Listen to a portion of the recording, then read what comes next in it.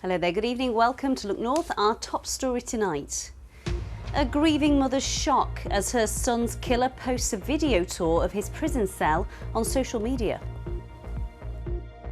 I was upset, I was frustrated, I was angry. I just think every emotion going. We'll hear from Lisa's brand new Labour MP, who until just a few weeks ago was also a prison officer. Also tonight, we catch up with some of our new MPs being sworn in at Westminster. We'll be back at the Great Yorkshire Show asking farmers what they want from the new government. The writing's on the wall for England here at the Grey Horse. Join us in Barnsley ahead of a night watching England against the Netherlands. And we're wearing our colours. And there's been pockets of sunshine in places, but many of us have seen leaden skies all day long. But what about the next few days? Join me for that detailed forecast.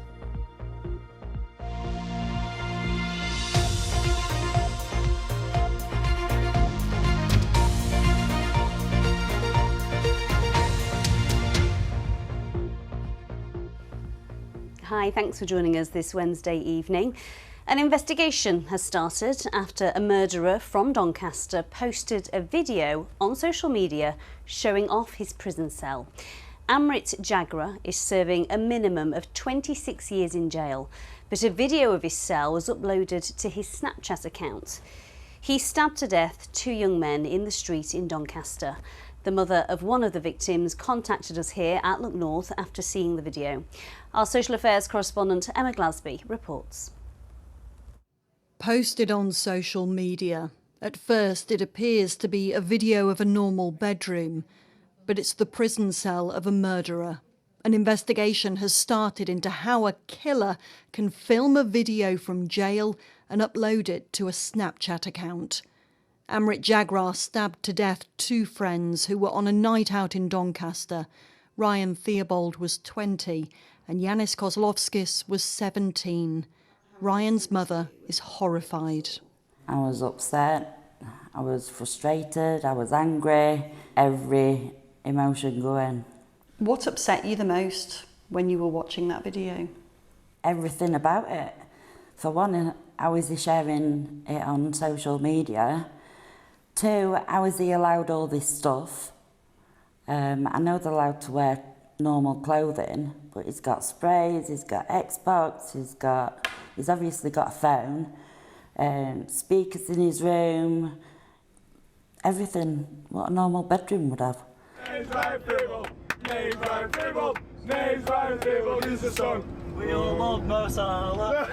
Ryan Theobald was a talented and popular footballer. He was a big brother and he was a carer for his mum. Ryan's mum has been receiving therapy since her son was murdered in January 2022. But this latest shock has left her devastated once again. Can you explain the impact seeing that video has on you and your family? Well, I'll be honest with you, I just felt like it were happening all over again. It just seems, you know, you're back there that day, that morning, when police are knocking on my door telling me what's happened. I just don't understand it at all, how a prisoner can live like that. This was the fight in which Ryan and his friend Yanis were murdered. Their killer, Jagra, identified by the blue circle, is seen on CCTV pulling out a knife. He is serving a minimum 26 years in prison. We contacted the Ministry of Justice about this prison cell video and it is being investigated. Now, we were told that a specialist prisons unit investigates misuse thoroughly and works with social media companies to try and take down the material. A prison service spokesperson told us mobile phones are not tolerated in prison and those found with them face extra time behind bars. Ryan's family and friends now wait to hear what action will be taken to reassure them that this will not happen again. Emma Glasby, BBC Look North, Doncaster. I'm sure many of you will be shocked by that story, and we want to thank Lisa for contacting Look North to share her story with us. Lisa's brand new constituency MP in Doncaster Central was, believe it or not, herself a prison officer until just a few weeks ago. While getting to grips with her new role in Westminster, we asked her for her thoughts on this Snapchat video. Obviously, it's going to be really distressing for the family of the victim, and rightly people are angry to see that this kind of illegal contraband has made its way into our prison estate. And so it's right that the MOJ have said they're going to look into what's happened and take the necessary actions to prevent it happening again. I wouldn't want to speculate on how this particular phone's got in. I think we need to wait and see the outcome of the investigation that will take place internally. I want to be able to support victims of crime, and my background and experience in the prison service means that I know all too well how they can be affected and what support is available, and frankly how that support can be improved. But I also want to be a voice for prison staff, and particularly prison officers whose work often goes unnoticed in the public realm, and I really want to be a voice for that sector in Parliament going forward. We will head back to Westminster shortly for the swearing of those MPs, but first, an inquest has continued today into the death of 4-year-old McKenna Rose Thackeray from Rothwell, who died in 2022. 2 days before she died, she was taken to Pinderfields Hospital in Wakefield, but after waiting more than 6 hours to see a doctor, was taken home by her parents. She died 2 days later, a month before her 5th birthday. Beth Parsons was at the inquest today. McKenna Rose Thackeray died on the 20th of December 2022. Today, a jury here at the coroner's office in Wakefield heard that her cause of death was invasive group A streptococcal disease and influenza. She was taken by ambulance on the 18th of December to the emergency department at Pinderfields Hospital after vomiting blood. She and her parents waited more than 6 hours without seeing a doctor and then self-discharged. 4-year-old McKenna Rose died 2 days later. Dr. Simon Nadel, a consultant in paediatric intensive care, told the jury today that if McKenna Rose had been put on intravenous antibiotics, it probably would have avoided her death. He added that if she had been in hospital when she collapsed, went into cardiac arrest and stopped breathing, she could have been saved. Dr. Sarah Robertshaw from the Mid-Yorkshire NHS Trust said on the night McKenna Rose came to hospital, the department was under extreme pressure and exceptionally busy, something she says is very much a national problem. McKenna Rose's dad, Paul Thackeray, has previously said there were missed opportunities to save my daughter, and I would like those responsible to admit their failures and learn from them, so no family must ever go through what we've gone through. The inquest is due to come to a conclusion tomorrow. It's a busy week at Westminster as the MPs forming the new Parliament are being sworn in. Many of those from our region are being sworn in for the first time and starting a new working life in the House of Commons. Gemma Dillon has been catching up with a few of them as they get their heads around the new job.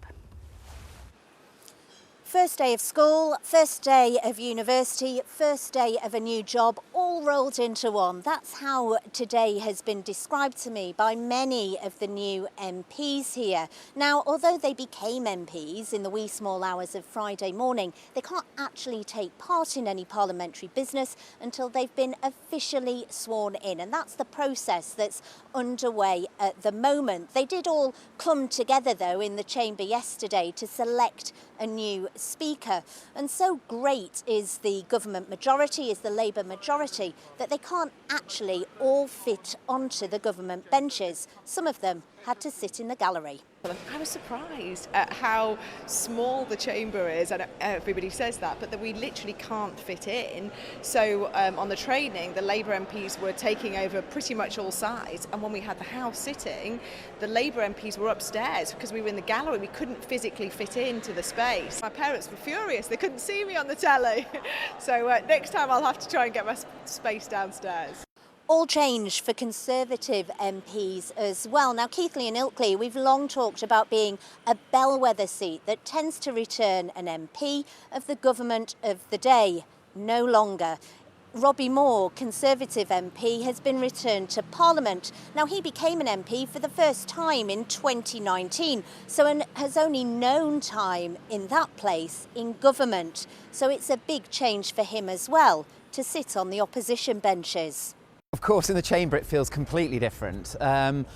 And the nature of the job will slightly change, particularly down here in Westminster, in terms of holding the government to account, which is absolutely what the opposition party should be doing. But actually the day job for me doesn't really change in that I will always put the constituency first at the heart of whatever I do, making sure that I'm standing up for people right across Keighley, Ilkley, Craven, the Worth Valley, and making sure that their priorities are focused on. And that is always what I've said I would do, and always what I will do, working as a hard constituency MP. And finally, many of our new MPs have the support of big party machines behind them, people to show them where to go, where to sit. The new independent MP for Dewsbury and Batley has no such thing, but says he's being made to feel very welcome. It's just the most awesome and honoured and privileged position, and it's very humbling to walk in as a single person representing over 70,000 voters. And I don't see that as a burden on my shoulders. That's what gives me my energy and my enthusiasm. I'm absolutely looking forward to every single day that I'm blessed to be able to do this job for our constituents, for our country, and hopefully a bit for around the world as well.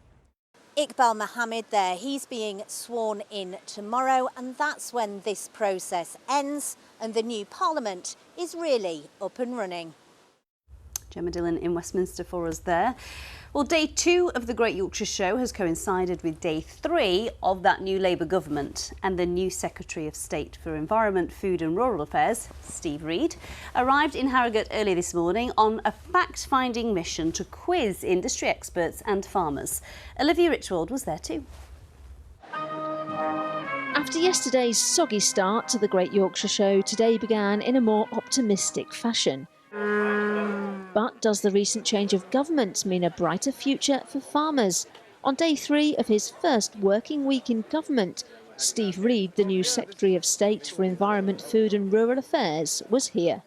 It's been an incredibly hectic weekend, really. I'm just days into the job, so this was to get out, listen to what some of the key stakeholders in the sector have got to say as we start delivering the change that people have told me throughout the campaign they want to see. The Labour manifesto contained just 87 words of pledges and promises for farmers, and the now new government is yet to commit to any spending on agricultural budgets. And that was something that the new Secretary of State remained tight-lipped about today. Can you reassure everyone here at the Great Yorkshire Show today that farming is a priority for this new government? Well, farming is an absolute priority. As we said in our manifesto, food security is national security. And if anyone didn't know that before the pandemic, before the Ukraine crisis, before the crisis in the Middle East, they know it today. So we want to support British producers. Rachel Hallos, Vice President of the NFU and a beef and sheep farmer from Ripponden, had a meeting with the new Secretary of State today. Do you feel more reassured now? After speaking this morning, yes, I actually do. Food's really complicated. Food, environment, supply chains. Sometimes you can't work out the detail until you have a really open and honest conversation. And I think we began that conversation this morning. I certainly felt that way. In the livestock pens this afternoon, the mood was jovial, but there are serious worries about the future. What do you want from this new government? Really, a good playing field for the British farmers so that they appreciate that what we do is, for the good of the country. A country that can stand on its own 2 feet and provide food for its own nation. We don't need the outside pork producers to be sending it over to this country. We've been taken for granted for so long, and actually we can't continue. It's not sustainable at these levels. Are you optimistic now there's a new government? I can't say I'm terribly optimistic, but there is always hope for change, so yeah. Labour has fleshed out its manifesto pledges and said it will try to reduce energy bills for farmers, which is a major concern. But it will take more work before everyone is convinced. Olivia Richwald, BBC Look North, Harrogate. I see it's a bit drier there today as well. You are watching Wednesday's Look North, still to come on tonight's programme. Children have returned to their Halifax school for the first time since it was destroyed in an arson attack 2 years ago.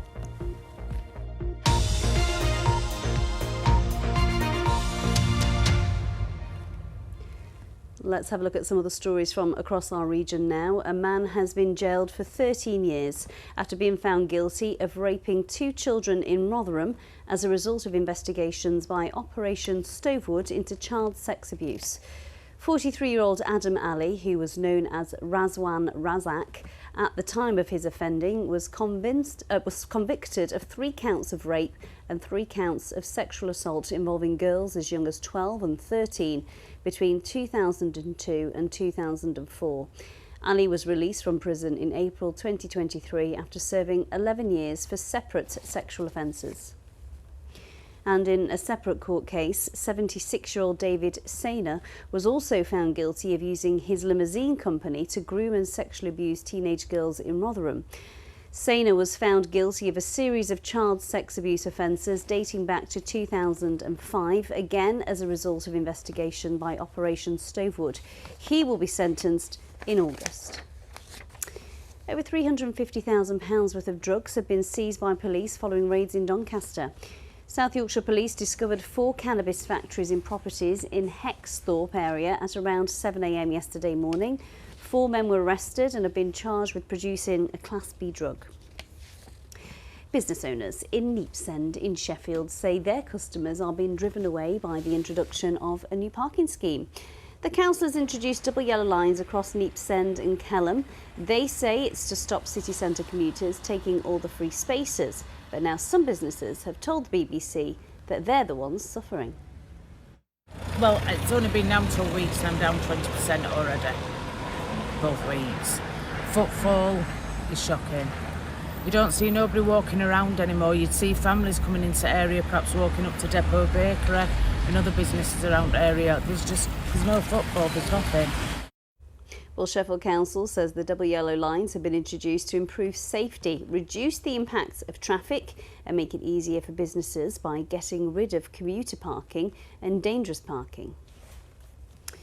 More than 1,000 people have signed an online petition calling for the University of York to reverse its decision to vacate a historic building. The university says substantial costs to run and conserve King's Manor, as well as accessibility concerns, have forced them to move teaching to the main campus.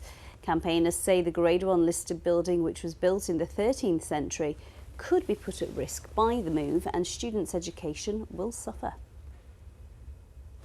Now take a look at this. This was Ash Green Primary in Halifax 2 years ago, after an arson attack completely destroyed it. Now, when it happened, the head teacher told us that they would rise from the ashes, and today they have done just that. Staff and students were overjoyed to officially open the doors of a restored Ash Green Primary in Mixenden. Hannah Gray was there too.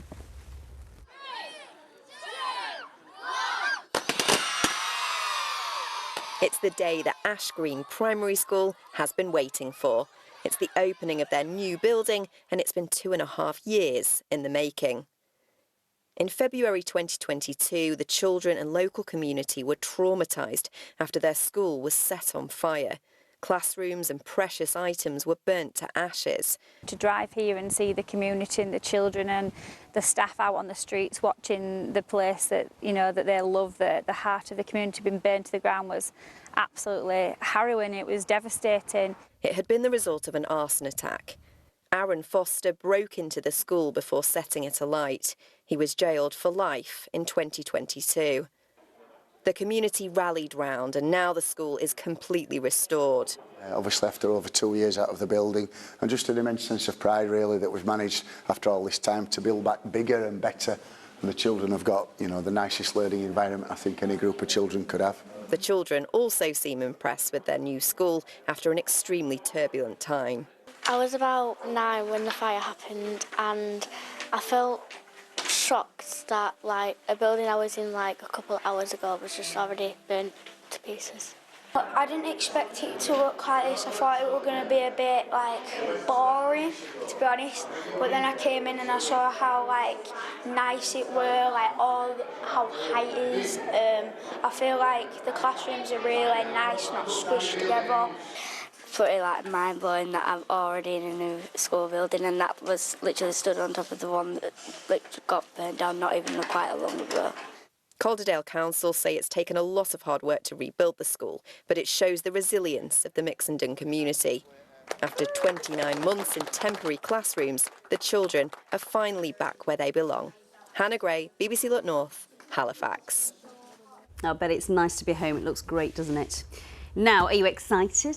Are you nervous? Maybe you couldn't care less? It's just over an hour until kick-off as the Three Lions attempt to make it to the second Euros final in a row. England faced the Netherlands in the semi-finals in Dortmund. Our man on the ground, Paul Ogden, is at a pub in Barnsley for us. Oggy, they are certainly dressed for the occasion, but are they feeling confident? It sounds like it. They're revving up the noise, good and proper. I'll tell you now, I think this, the Grey Horse pub in Barnsley Old Town, Amy, is going to be better atmosphere-wise than being in Dortmund itself. We can hear them already. Look at the wigs and the flags. And this is an hour before kick-off. As you say, beer garden out back with a magnificent big screen to enjoy. Now, this is all possible because of Sean, our host tonight. Sean, your customers are a bit louder than usual even tonight. What's it been like when England have been playing so far in here? Absolutely fantastic. All those customers have been amazing. We've had new customers, regular customers, old customers. It's been great. Really good. Do you sense that England's performance, the tournament, generally has brought people together here in Barnsley? Yeah, definitely. Definitely in our pub anyway. It's a good community spirit. We have a good time behind bar, out at bar. Yeah, it's been fabulous. And you've made the effort getting ready for us, which we really appreciate. Yeah. Let's talk to Jem here at the bar as well. Jem, you're a regular. Yes. What do you say to England's chances tonight? Well, they've not been the best, have they? But I think coming together, I think they'll do all right tonight. They'll pull it together and they'll win. Even when England have been a bit scratchy, have you sensed optimism here amongst the Yeah, locals? of course we are. We're always behind us team, yeah. Yeah. Brilliant. Now, I'll tell you what, we try and be fair on Look North. We give the other side a chance to air their voices. We have found our resident Dutchman in Barnsley, a regular on Look North, Carlo van der Watering. We spoke to him earlier. It might be awkward come 8 o'clock tonight, I'll be honest. Our house is orange, by the way. No, it's nice. I don't get a chance to see the Dutch team, play very often. Maybe a bit of a bonus, actually, play against England. Bragging rights tomorrow at work, isn't it? That's what it's all about. How do you think your celebrations will be received, Carlo, if the Netherlands win? Your neighbours might not talk to you for a while. Neighbours, any family on my wife's side, anybody. My mum will be happy, but listen, I go back to '96, and was it 5-1 we lost? And I stayed in my bedroom for a few days. I can't do that because I'm at work at 8 o'clock tomorrow. I think the thing is, though, especially in Barnsley, it's all about the colours. It's Three Lions versus the Orange Lion. We've reached our potential. Anything after tonight is just a bonus for the Dutch because we never expected to get to the final. They are. We guarantee happiness in Barnsley tonight, somewhere in the town, whoever actually wins. Who do we think is going to win again, by the way, guys? Who did you say? Yeah. I thought they might say that. And now, the measured voice of Ian. Tell us why England are going to win, Ian. Well, I'd like to think it'd be a repeat of 1996, a 4-1, but I think it'll be a lot closer than that. I think we'll go to draw. Still, and I think we'll win it in extra time. I think Gareth's lads will come on and they'll really do the job this time. And if they get to the final, when they get to the final? Big ask against Spain because they're a top side, really top side. But what I saw about them last night, I think we can get at their defence because we've got as good quality players as they have. Man for man, I think we're the better side. That sounds good to me. Just for clarity, who's going to win again tonight? That's all you need to know. Who's going to win tonight? England! Some good analysis there from Ian. Thank you very much. Now, did you see the rain last night? If you watched Up North, you'll know that it was a very soggy affair around tea time and lunchtime, in fact, all day. Now, while it's great for the gardens and saves us a job, whenever it rains like that, Paul, I can't help thinking about kids going on summer holidays, going to the seaside, swimming in that sea, and what is being chucked up. Well, we're going to keep our eye on it throughout the summer period because people are going on holidays, and you're quite right, heavy rain is bad news for the sea. I've been looking at the data. If anybody's going off to the beaches in the next few days, well, it's bad news in Whitby and Scarborough. If we can have a look, we've had a definite discharge there in Whitby and Scarborough. A lot of pollution and sewage coming from those storm overflows because of the heavy rain yesterday.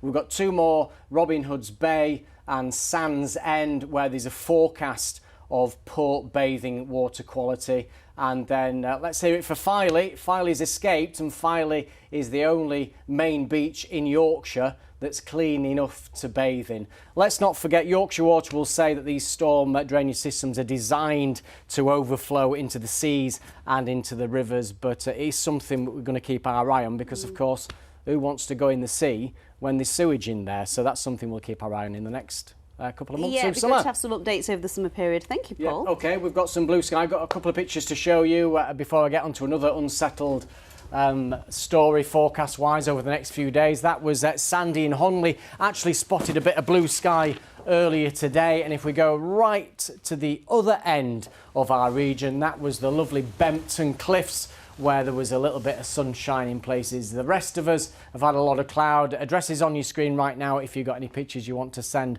and get in on the TV. Tomorrow, rather cloudy. There will be some patchy rain around, especially at first, and then we've got high pressure completely in the wrong position. It means we've got a northerly breeze over the next few days, so it's going to feel quite a bit cooler. Maybe Sunday looks a reasonable day, a half reasonable day.